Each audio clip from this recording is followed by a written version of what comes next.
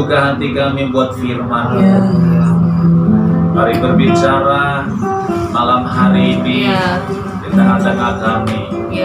Sampai ke isi hati-Mu Roh Kudus. Berkati kami, jamah kami. Kami tahu Tuhan bersama kami bahwa kami lebih dalam lagi mengalami Engkau. Penuhkan kami lebih lagi Tuhan. Puaskan jiwa kami. Di dalam nama Yesus, urapi hamba-Mu, urapi firman-Mu, urapi setiap kami. Penuhi tempat ini dengan hadirat surgawi. Di dalam nama Yesus kami sambut firman Tuhan. Haleluya. Kita yang percaya sama-sama berkata amin. Puji Tuhan. Salam. Mari kita buka Alkitab kita, Kisah Para Rasul pasal yang ke-10. Ketika Petrus masuk, datanglah Kornelius menyambutnya, dan sambil tersungkur di depan kakinya, ia menyembah Petrus. Tetapi Petrus menegakkan dia, katanya, "Bangunlah, aku hanya manusia saja." Saudara, dari bacaan kita, 4 tipe orang Kristen zaman sekarang. Yang pertama, saudara, kekristenan yang suka mengintip. Apa? Mengintip. Kekristenan yang suka mengintip. Kekristenan yang suka mengintip ini, saudara, mereka hanya berdiri di luar dan dia mengintip ke dalam. Enggak mau memberikan hidupnya, tidak mau menyerahkan dirinya kepada Tuhan. Dia cuma di luar, di halaman, saudara. Jadi dia enggak mau melayani Tuhan.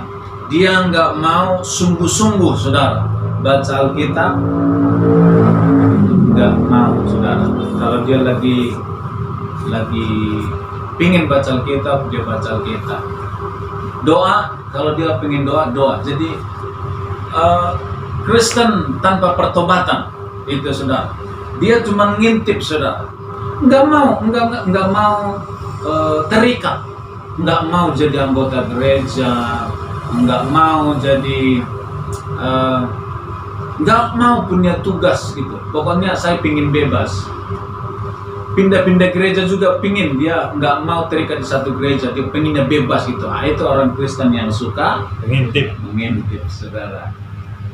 Saudara yang dikasihi oleh Tuhan, Kornelius dengan keluarganya, mereka adalah orang yang di halaman, mereka tanpa keselamatan.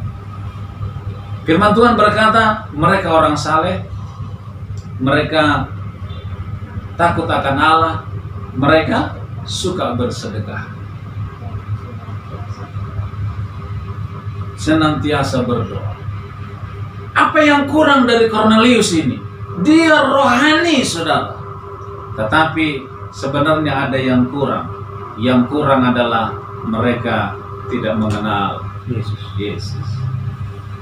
Haleluya. Amin. Kemudian, saudara, ketika malaikat datang kepada Kornelius, kira-kira malaikat itu dia bilang begini, "Kornelius, aku tahu amalmu bagus, aku tahu doamu hebat, aku tahu sedekahmu hebat. Tetapi sayang, ada yang kurang, yaitu kamu tidak mengenal Yesus. Kalau kamu tidak mengenal Yesus, semuanya itu sia-sia." Jadi solusinya, Kornelius, kamu panggil Petrus. Petrus sekarang sedang ada di Yope. Suruh anak buahmu pergi ke sana, panggil dia, supaya nanti si Petrus dia menjelaskan kepadamu tentang siapa itu Yesus. Saudara, yang kedua, tipe kekristenan yang kedua adalah kekristenan yang masuk lebih dalam. Apa, saudara? Yang masuk lebih dalam. Kekristenan yang masuk lebih dalam. Kalau tadi Kristen di halaman, ini masuk lebih dalam, saudara.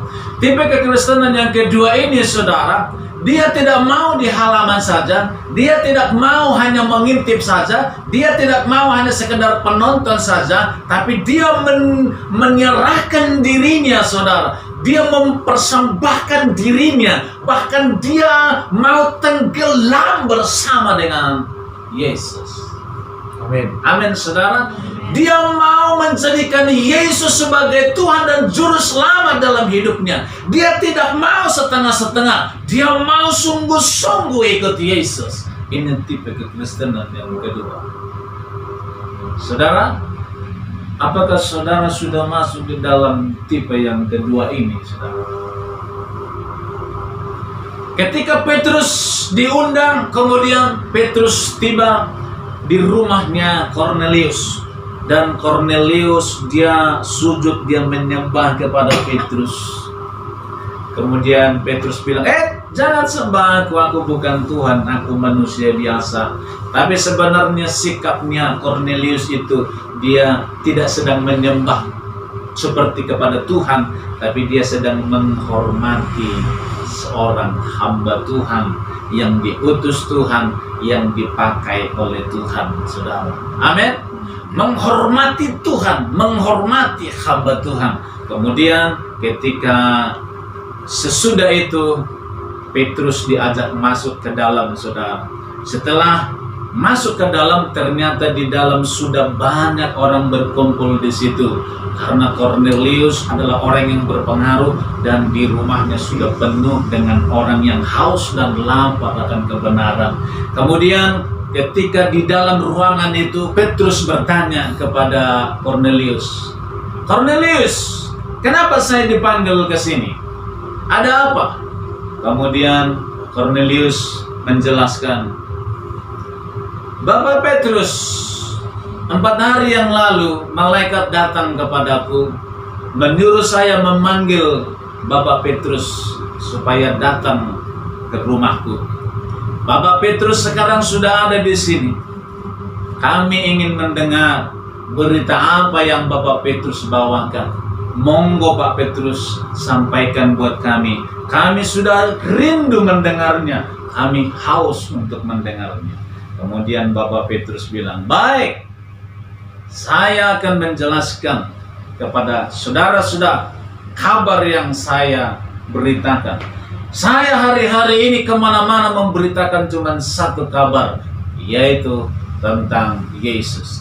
Tahukah kalian semua bahwa sesungguhnya Yesus yang dibunuh orang Yahudi di Yerusalem beberapa waktu yang lalu, dia disalibkan, kemudian dia dibunuh, dia dikuburkan, tapi bangkit pada hari yang ketiga, dia naik ke sorga. Tahukah saudara bahwa dia ditetapkan Allah menjadi Tuhan dan Juru Selamat untuk semua orang, dan dia juga akan menjadi hakim untuk orang yang hidup dan yang mati. Barang siapa percaya kepada Yesus itu, dia akan diselamatkan. Barang siapa yang percaya kepada Yesus itu, dosanya diampuni dan dia beroleh selamat. Amin. Dan Petrus menjelaskan, "Aku tahu kalian semua orang yang beribadah. Aku tahu kalian semua orang yang beragama. Aku tahu kalian orang yang saleh. Aku tahu kalian orang yang suka bersedekah. Tapi dengar kalian semuanya. Semuanya itu tidak bisa menyelamatkanmu. Semuanya itu tidak bisa mengampuni dosamu.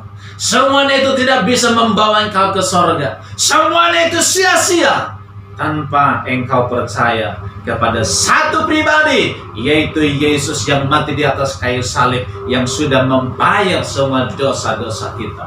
Saudara yang dikasihi oleh Tuhan, firman Tuhan berkata, orang-orang yang mendengar itu, saudara, mereka begitu haus dan lapar, saudara, mendengar firman Tuhan. Saya percaya orang-orang yang hadir waktu itu, dia mendengar, dia melotot sama Petrus. Dia dengar sungguh-sungguh, dia dengar sungguh-sungguh. Saya yakin tidak ada yang main HP, tidak ada yang saling ngobrol, tapi dia sungguh-sungguh dengar. Bahkan matanya nggak melotot, nggak menelan air liur, dia dengar. Rindu mereka, haus, aku ingin. Ini kebenaran yang aku rindu. Saudara, saking laparnya mereka, seperti orang yang sudah tidak pernah minum air selama 1 tahun. Mereka haus akan kebenaran, saudara. Begitu mereka terus dengar, tiba-tiba Roh Kudus memenuhi mereka. Dan mereka penuh dengan Roh Kudus. Kemudian mereka dibaptis Roh Kudus. Mereka berbahasa roh. Amin. Tipe Kristen yang ketiga adalah kekristenan yang dipenuhi oleh Roh Kudus. Amin, saudara. Amin. Tipe kekristenan yang ketiga ini, saudara, dia tidak mau hanya sekadar penonton. Dia mau lebih dalam, tapi tidak mau hanya sekedar di dalam. Dia mau dipenuhi oleh Roh Kudus. Saya mau diurapi Roh Kudus. Saya mau dipakai oleh Roh Kudus. Saya mau menerima kuasa supaya saya pergi menjadi saksi yang luar biasa sampai ke ujung bumi. Saudara yang dikasihi oleh Tuhan, Tuhan mau supaya setiap orang percaya dipenuhi oleh Roh Kudus. Amin. Malam hari ini, saudara yang belum dipenuhi Roh Kudus, sekaranglah waktunya engkau rindukan Roh Kudus, rindukan Roh Kudus, rindukan Roh Kudus. Haleluya, saudara. Amin. Bapak Ibu Saudara, ada satu ayat firman Tuhan berkata, tidak mungkin Roh Kudus berkata terkutuklah Allah. Amin. Roh Kudus itu tidak mungkin berkata terkutuklah Allah. Roh Kudus itu tidak mungkin mengatakan, menghujat tentang Allah. Kalau Roh Kudus masuk di dalam setiap kita, kita akan dipenuhi dengan Roh Kudus dan kita akan berbahasa roh. Bahasa roh, kata-kata yang keluar dari mulut kita, nggak mungkin kata-kata yang kita tidak mengerti menghujat Allah. Jadi jangan khawatir, jangan takut. Ketika mulut kita, lidah kita dibawa oleh Roh Kudus mengatakan perkataan-perkataan yang kita tidak mengerti, percayalah Roh Kudus tidak pernah menghujat Allah, tidak pernah salah dalam berkata-kata. Saudara, ikuti lidah saudara supaya kita terus dipenuhi oleh Roh Kudus. Amin. Saudara yang dikasihi oleh Tuhan, firman Tuhan juga berkata begini, Allah akan tetap di sorga selama pemulihan segala sesuatu. Artinya begini, saudara, Roh Kudus ini dicurahkan cuma sekali untuk selamanya. Tidak ada pencurahan 2 kali, tidak ada 3 kali, sekali untuk selamanya. 2000 tahun yang lalu sekali tercurah, saudara. Berarti Roh Kudus sedang ada di bumi ini. Dia ada di tengah-tengah kita, saudara.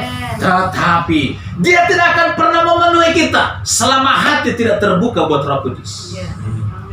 Dia mungkin di samping kita, di depan kita, saudara, bahkan di dekat hati kita. Dia tidak akan pernah masuk memenuhi kita selama hati kita tidak terbuka dan haus akan Dia. Dia akan terus mengetuk hati kita. Dia ingin masuk, tapi kalau kita tidak buka hati, Dia akan di luar. Amin, saudara. Amin. Buka hati untuk Roh Kudus. Haleluya. Bapak Ibu Saudara yang dikasihi oleh Tuhan, seringkali logika kita salah satu penghalang untuk Roh Kudus terhambat masuk di dalam kita. Kenapa, saudara? Ketika kita dengar orang lain berbahasa roh, kita anti dengan bahasa roh. Kita merasa itu dibuat-buat, itu manusia, itu sesat. Saudara yang dikasihi oleh Tuhan, ketika murid-murid di Yerusalem mereka berbahasa roh, orang-orang Yahudi dia bilang, mabuk anggur. Petrus bilang, diam, kamu tak mengerti. Ini nubuatan Yoel, Roh Kudus dicurahkan. Logika seseorang menghambat Roh Kudus masuk di dalam kita. Mungkin kita tidak mengerti, saudara. Memang pekerjaan Roh Kudus susah untuk dimengerti. Tapi walaupun logika tidak mengerti, hati belajar percaya. Amin. Ketika percaya Roh Kudus, memang logikaku sulit memahami, tetapi aku mau belajar percaya. Roh Kudus, aku mau belajar mengenali Roh Kudus. Saya percaya Dia akan masuk di dalam kita, saudara. Amin, saudara. Jangan halangi Roh Kudus.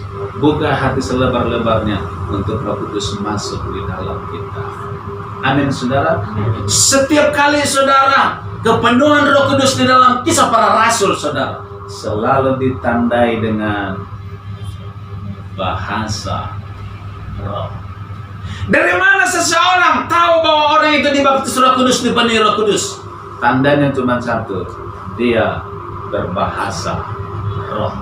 Artinya saudara, bahwa Roh Kudus itu sudah memenuhi kita. Kita sudah dibaptis Roh Kudus. Berarti kita berbahasa roh. Amin, saudara. Apakah saudara sudah dipenuhi Roh Kudus? Sudah dibaptis Roh Kudus? Kalau belum, mari rindukan terus, haus akan Dia. Tidak mungkin saudara dan saya tidak terima Roh Kudus. Kenapa, saudara? Karena Roh Kudus itu diberikan untuk saudara dan saya. Amin. Amin. Saya ada uang nggak? Bah, ada 50. Saya buat satu contoh begini. Saya punya uang 50.000. Saya bilang, uang ini saya sediakan untuk olah. Bukan untuk Louis. Saya kasih buat olah ini. Gak diambil.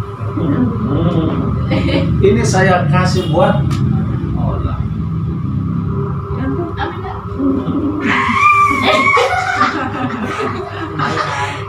Dikembalikan ya.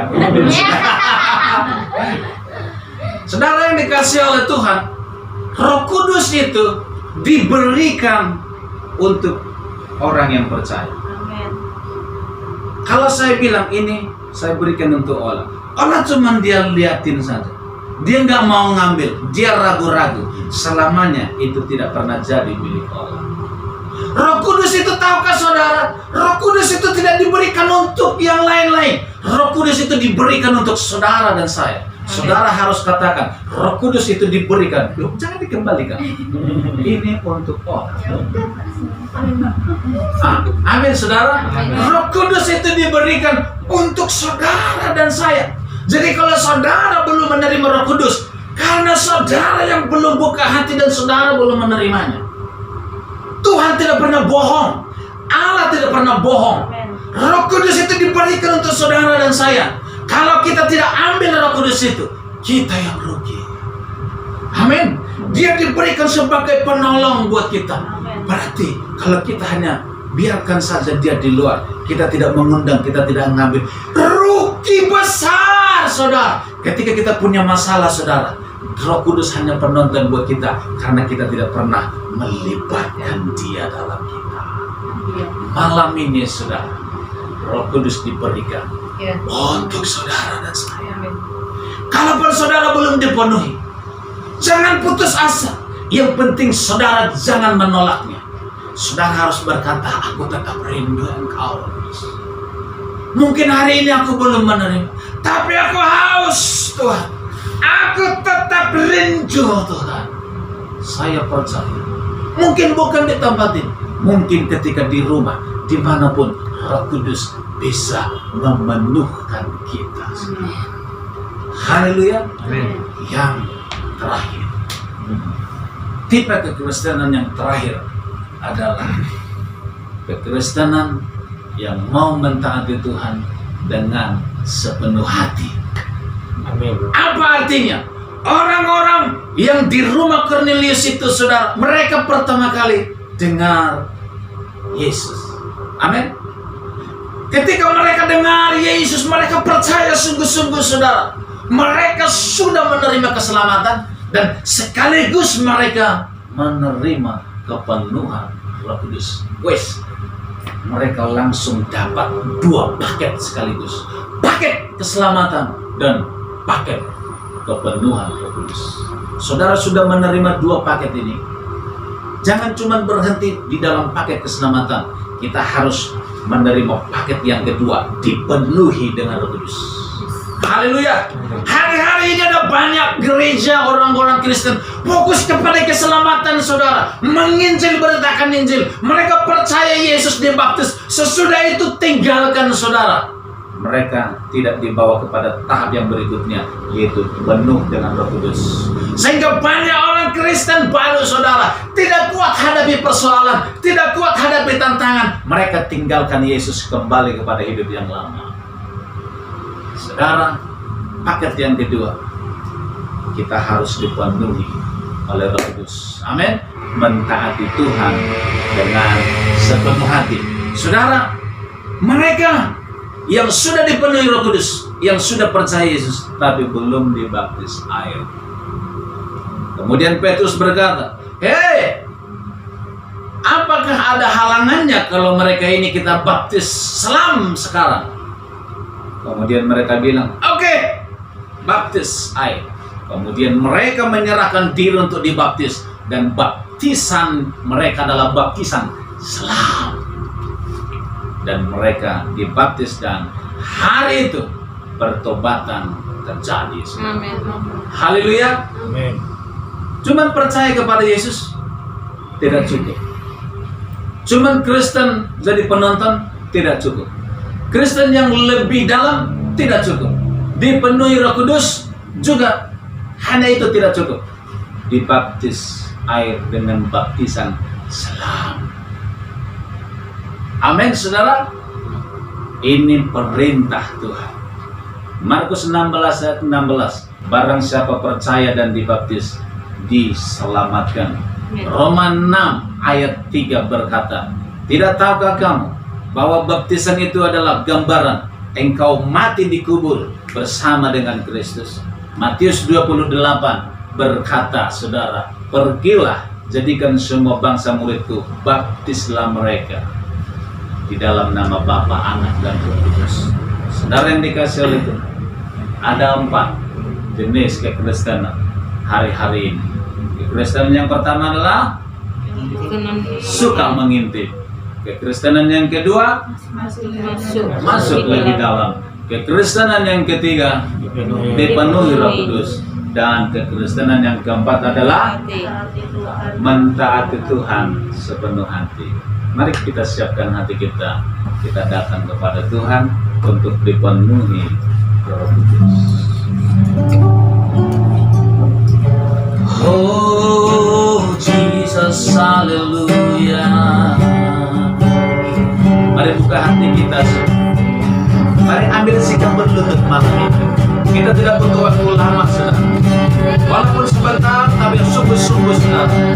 Kita dipuaskan, kita dipenuhkan, kita dibebaskan. Oh, rebele bala bala bala bala bala. Jesus, Jesus, Jesus, Jesus, Jesus,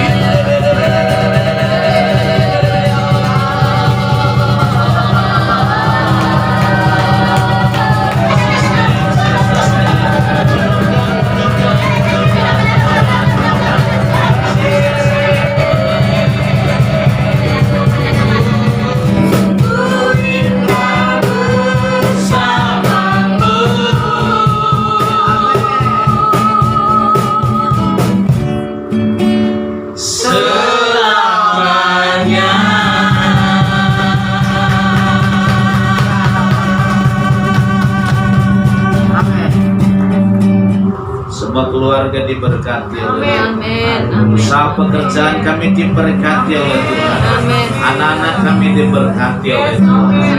Di dalam nama Yesus. Mari kita angkat kedua tangan kita kepada Bapa. Saudara-saudaraku yang dikasihi oleh Tuhan, terimalah anugerah dari Allah Bapa, kasih dari Yesus Kristus, dan persekutuan yang manis dengan Roh Kudus menyertai saudara dan saya mulai malam hari ini sampai Yesus datang kembali bawa kita ke surga. Di dalam nama Yesus, setiap kita yang percaya sama-sama berkata, amin.